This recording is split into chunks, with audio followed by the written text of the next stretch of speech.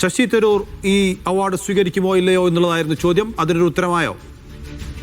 കൃത്യമായി അതിന് ഒരു ഉത്തരമായിരിക്കുകയാണ്. മീഡിയ വൺ ഇക്കാര്യം പുറത്തുവിടുകയാണ്. ശശി തരൂർ ഒരു കാരണവശാലും ഈ അവാർഡ് സ്വീകരിക്കില്ല.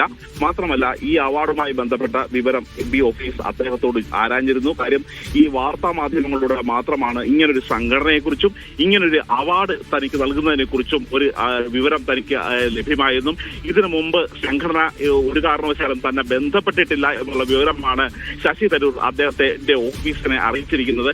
അതുകൊണ്ട് തന്നെ ഈ സന്നദ്ധ സംഘടന അവർ കരുതിക്കൂട്ടി ശശി തരൂരിനെ കരിവാരിത്തേൽക്കാൻ വേണ്ടിയാണ് ഇത്തരത്തിലുള്ള ഒരു അവാർഡ് സംഘടിപ്പിച്ചത് എന്നുള്ള ഒരു ധാരണയിലേക്കാണ് ഇപ്പോൾ ശശി തരൂരിന്റെ ഓഫീസ് എത്തിയിരിക്കുന്നത്. ഒരു കാരണവശാലും ശശി തരൂർ ഇന്നത്തെ പരിപാടിക്ക് പങ്കെടുക്കില്ല. അദ്ദേഹം അവാർഡ് സ്വീകരിക്കില്ല. രാജ്നാഥ് സിംഗിന്റെ കയ്യിൽ നിന്ന് അവാർഡ് സ്വീകരിക്കുകയോ പരിപാടിയിൽ പങ്കെടുക്കുകയോ ചെയ്യില്ല. മാത്രമല്ല, ഒരു മുൻകൂട്ടി ഒരു അറിയിപ്പും തനിക്ക് ഈ തരത്തിലുള്ള ഒരു സംഘടനയുണ്ടെന്നോ അല്ലെങ്കിൽ അവാർഡ് നൽകുകയാണെന്നോ ആ തരത്തിലുള്ള ഒരു വിവരവും നേരത്തെ അറിയിച്ചിരുന്നില്ല എന്നുള്ള ഒരു വിവരം കൂടിയാണ് ഇപ്പോൾ ശശി തരൂർ അദ്ദേഹത്തിന്റെ ഓഫീസിനെ അറിയിച്ചിരിക്കുന്നത്. സുമോദ്, ഈ തരൂർ ഇത് അവസാന നിമിഷം വരെ ഇത് പറയാൻ വേണ്ടി മാറ്റിവെച്ചത് എന്തിനാണ്? ഇന്നലെയും മാധ്യമപ്രവർത്തകർ അദ്ദേഹത്തോട് ചോദിച്ചിരുന്നു, ഇങ്ങനെ ഒരു അവാർഡ് താങ്കളുടെ പേര് പ്രഖ്യാപിച്ചിട്ടുണ്ടല്ലോ, അത് താങ്കൾ വാങ്ങുമോ ഇല്ലയോ എന്നുള്ളത്. അതിനും കൃത്യമായി ഇന്നലെ അദ്ദേഹം മറുപടി പറഞ്ഞിരുന്നില്ല.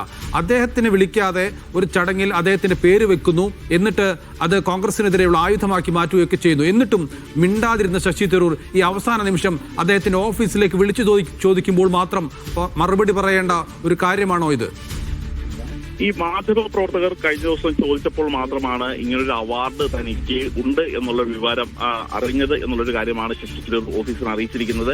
അതായത് ഈ അവാർഡുകൾ ശശി തരൂരിന്റെ ഒരു പദ്ധതികളോ അല്ലെങ്കിൽ പ്ലാനുകളോ എപ്പോഴും തയ്യാറാവുന്നത് മാസങ്ങൾക്ക് മുമ്പ് മാത്രമാണ്. കൃത്യമായി സംഘടനകൾ ഏത് എന്നുള്ളൊരു കാര്യം ഓഫീസ് ക്രോസ് ചെക്ക് ചെയ്ത് ഈ നൽകുന്ന ആൾ ആരാണ്, അതിഥി ആരാണ് എന്നുള്ള കാര്യങ്ങളെല്ലാം കൃത്യമായി ബന്ധപ്പെട്ടതിന് ശേഷമാണ് ശശി തരൂർ ഒരു പരിപാടിക്ക് പങ്കെടുക്കാം എന്നുള്ള ഒരു ഉറപ്പ് ആ സംഘാടകർക്ക് നൽകുന്നത്. പക്ഷെ സംഘാടകർ ഇങ്ങനെ ഒരു തരത്തിലും അദ്ദേഹവുമായി ബന്ധപ്പെട്ടിരുന്നില്ല. മാത്രമല്ല, ഇദ്ദേഹത്തിന് ഒരു അവാർഡുണ്ട്, ശശി തരൂരിന്റെ അവാർഡുണ്ട് എന്നുള്ളൊരു കാര്യം അദ്ദേഹത്തെ അറിയിച്ചിരുന്നില്ല. ഈ മാധ്യമ പ്രവർത്തകർ ചോദിക്കുമ്പോൾ മാത്രമാണ് ഈ അവാർഡിനെ കുറിച്ച് അറിഞ്ഞിരുന്നത്.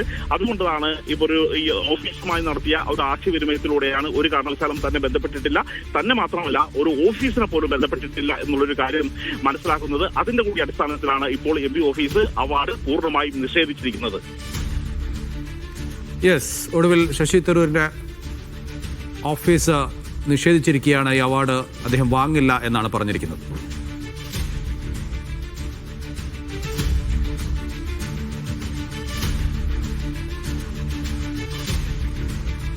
HRDS സ്ഥാപക സെക്രട്ടറി അജി കൃഷ്ണൻ നമ്മോടൊപ്പം ചേരുന്നുണ്ട്. ശ്രീ അജി കൃഷ്ണൻ, ശശി തരൂരിന് അവാർഡ് നൽകുമെന്നായിരുന്നു താങ്കളുടെ സംഘടനയുടെ പ്രഖ്യാപനം. പക്ഷേ അദ്ദേഹം വാങ്ങില്ല എന്ന് അറിയിച്ചു എന്നാണ് അദ്ദേഹത്തിന്റെ ഓഫീസ് ഇപ്പോൾ പറയുന്നത്. ശശി തരൂരിനെ ബന്ധപ്പെട്ടിട്ടേ ഇല്ല എന്നും ഓഫീസ് പറയുന്നുണ്ട്.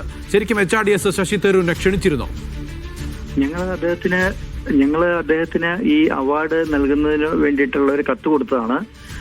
അതിനുശേഷം നമ്മളുടെ അവാർഡ് ജൂറിയുടെ ചെയർമാൻ രവികാന്ത് IAS ആണ്. പണ്ട് കണ്ണൂർ കളക്ടറായിരുന്ന ആളായിരുന്നു, ഹെഡ്കോയുടെ ചെയർമാനൊക്കെ ആയിരുന്ന ആളാണ്. അദ്ദേഹമാണ് ഈ അവാർഡ് കമ്മിറ്റിയുടെ ചെയർമാൻ. അദ്ദേഹവും നമ്മുടെ OSD സജി കരുണാകരനും കൂടെ നേരിട്ട് തരൂർജിയുടെ വീട്ടിൽ പോയി അദ്ദേഹത്തെ കണ്ടു. അപ്പൊ അദ്ദേഹം പറഞ്ഞു, എനിക്ക് എന്റെ കൂടെ അവാർഡ് വാങ്ങുന്നവരുടെ ലിസ്റ്റ് കൂടെ ഒന്ന് വേണമെന്ന് പറഞ്ഞു. ആ ലിസ്റ്റ് കൊണ്ട് കൊടുത്തു രണ്ടാമത്തെ ദിവസം. അങ്ങനെ എല്ലാം ചെയ്തുകൊണ്ടിരിക്കുന്ന കാര്യങ്ങളാണ്. ഇതൊരു മാസം മുമ്പ് മുതൽ തുടങ്ങിയ ഒരു പരിപാടിയാണ്. അല്ലാതെ നിങ്ങൾ ഇപ്പൊ ഇമ്മീഡിയറ്റ് ആയിട്ട് ചെയ്തൊരു കാര്യമല്ലത്. അതായത് ശശി തരൂരിനെ നേരിട്ട് കണ്ട് അറിയിച്ചിരുന്നു, അദ്ദേഹം സമ്മതം അറിയിച്ചിരുന്നു. തീർച്ചയായിട്ടും നേരിട്ട് കണ്ട് അദ്ദേഹത്തോട് കാര്യങ്ങൾ പറഞ്ഞതാണ്. അദ്ദേഹം വരാമെന്ന് സമ്മതിച്ചിരുന്നു. അദ്ദേഹം കൂടെ അവാർഡ് വാങ്ങുന്നവരുടെ ലിസ്റ്റ് വേണമെന്ന് പറഞ്ഞ് അത് കൊടുത്താണ്. ഇതൊരു ഇന്റർനാഷണൽ ഇമ്പാക്ട് അവാർഡാണ് വീർ സവർക്കറുടെ പേരില്. കാരണം ഇന്ത്യയുടെ സ്വാതന്ത്ര്യത്തിന് വേണ്ടിയിട്ട് ഏറ്റവും വലിയ ത്യാഗം സഹിച്ച ആളാണ് അദ്ദേഹം. അപ്പൊ അത് നമ്മുടെ ചരിത്രത്തെ കോൺഗ്രസിനെ പോലുള്ള കക്ഷികൾ ഇവിടെ ഒന്ന് തമസ്കരിച്ചു വെച്ചപ്പോൾ ഇത് എല്ലാ ആളുകളും അറിയണമല്ലോ. നമ്മുടെ തലമുറ ഇതെല്ലാം അറിയേണ്ടതായിട്ടില്ലേ? അല്ലാതെ ഈ മഹാത്മാഗാന്ധിയെയും വീർ സവർക്കറിനെയും ഒരുമിച്ച് വെക്കുമ്പോൾ ആരെയാണ് HRDS മുകളിൽ കാണുന്നത്? തീർച്ചയായിട്ടും മഹാത്മാഗാന്ധി ഒക്കെ ഇതിനൊന്നും വലിയ ത്യാഗം സഹിച്ചായിട്ട് എനിക്ക് തോന്നിയിട്ടില്ല. ഏറ്റവും കൂടുതൽ ത്യാഗം സഹിച്ച ആള് ഇതിനു വേണ്ടിയിട്ട് വർഷങ്ങളെ ജയിലിൽ കിടന്നു. അങ്ങനെ എന്തെല്ലാം കൊടിയ പീഡനങ്ങൾ ഏറ്റുവാങ്ങിയ ആളാണ്. ധീര വിപ്ലവകാരിയായിരുന്നു അദ്ദേഹം. അദ്ദേഹത്തെ തന്നെ ചെറുതായി ഒരു മാപ്പ് എഴുതി കൊടുത്തായിരുന്നു, അറിഞ്ഞായിരുന്നോ? അതെല്ലാവരും ഇതൊക്കെ ചെയ്യുന്നതല്ലേ. അത് നിങ്ങൾ ഇത്തരം മാപ്പുകൾ ഇവരൊക്കെ ഇപ്പൊ നമ്മുടെ രാഹുൽ ഗാന്ധി തന്നെ എത്ര തവണ കോടതിയിൽ മാപ്പ് എഴുതി കൊടുക്കുന്നുണ്ട്. അതൊരു പ്രൊസീജിയറിന്റെ ഭാഗമായിട്ട് ചെയ്യുന്ന കാര്യമില്ല. അതിനെ അങ്ങനെയാണോ എടുക്കേണ്ടത്?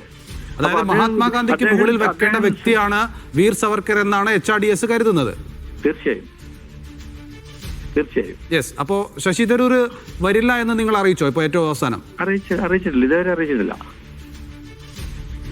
ശശി തരൂരിനൊപ്പം അവാർഡ് കൊടുക്കുന്ന വ്യക്തികളൊക്കെ എത്തുമെന്ന് ഉറപ്പിച്ചിട്ടുണ്ടല്ലോ അല്ലെ? അതെ. അതൊരു ഒലാ പീറ്റർക്ക് വരാൻ പറ്റിയിട്ടില്ല. അദ്ദേഹം ഹോസ്പിറ്റലാണ്. ഇവിടെ ഇന്ത്യയിൽ എത്തിയിട്ടുണ്ട്. പക്ഷെ അദ്ദേഹത്തിന് പെട്ടെന്ന് കാലിലൊരു പ്രശ്നം ഉണ്ടായതുകൊണ്ട് ഒന്ന് ഹോസ്പിറ്റലൈസ്ഡ് ആണ്. അദ്ദേഹത്തിന് വരാൻ കഴിഞ്ഞിട്ടില്ല. ബാക്കിയുള്ളവരൊക്കെ വരും എന്നാണ് പറഞ്ഞിട്ടുള്ളത്. ഓക്കെ, വളരെയധികം നന്ദി ശ്രീ അജി കൃഷ്ണൻ പ്രതികരിച്ചതിന്. ശശി തരൂർ ഈ അവാർഡ് വാങ്ങുമോ ഇല്ലയോ എന്നുള്ളതായിരുന്നു ചോദ്യം. അദ്ദേഹം അവാർഡ് വാങ്ങില്ല എന്ന് അദ്ദേഹത്തിന്റെ ഓഫീസ് അറിയിച്ചതായാണ് ധനസുമോദ് റിപ്പോർട്ട് ചെയ്യുന്നത്.